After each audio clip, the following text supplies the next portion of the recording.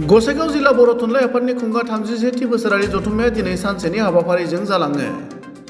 गसाइगाव महकुमानि सदर हाब्रुबिलाव थानाय बर' थुनलाइ आफादनि खौसेथिनि नब्लाङाव सानसेनि हाबाफारिजों खुंनाय गसाइगाव जिल्ला बर' थुनलाइ आफादनि 37थि बोसोरारि जथुम्मानि गेवलां मेलाव गाहाय आलासि महरै मिरु बर' थुनलाइ आफादनि आफादगिरि डक्टर सुरत नार्जारि, जर'खा आलासि महरै बर' थुनलाइ आफादनि बारग' आफादगिरि पद्मश्री डक्टर कामेश्वर ब्रह्म, दुलाराय बर' फरायसा आफादनि गाहाय नेहाथारि खनीन्द्र बसुमतारी मोनजों लोगोसे गुबुन गुबुन दैदेनगिरि मेलेमजिबि, ओनसोलनि समाज सिबियारि, प्राइमारि बर' थुनलाइ आफादनि बिबानगिरि, मावथि सोद्रोमा आरो रायजो राजाफोरा बाहागो लादोंमोन।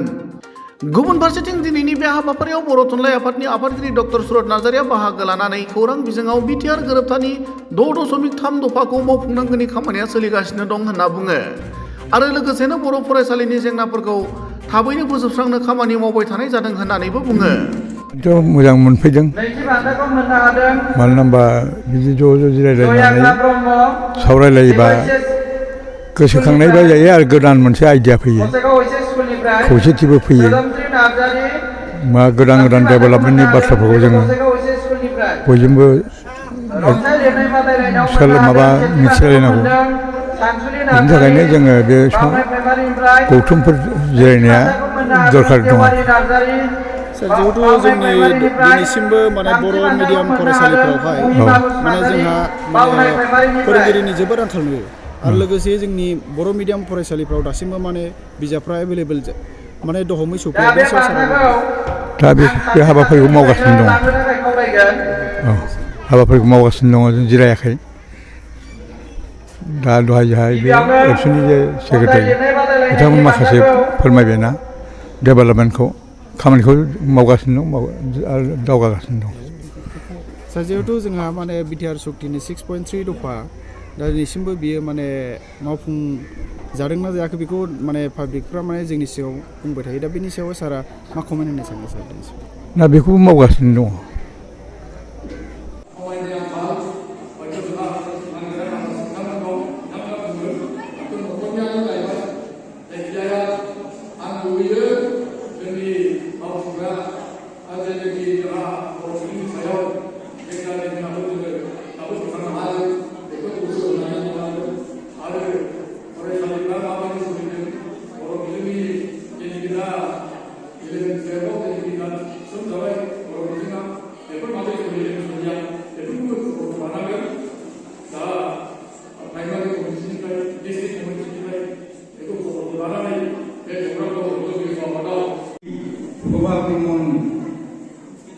नोंथांमोनहा हयथ' गोसोआव दंना गैया मिथिया, लाइसि दिहुनदोंमोन, बिनि बिथाङा लिरगिरिमोन।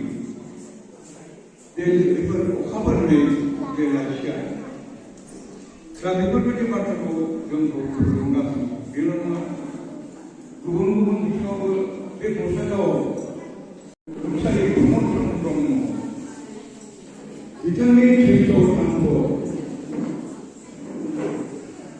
बुजिनाय भावथिनायनि थाखाय बर' रावसाया थांना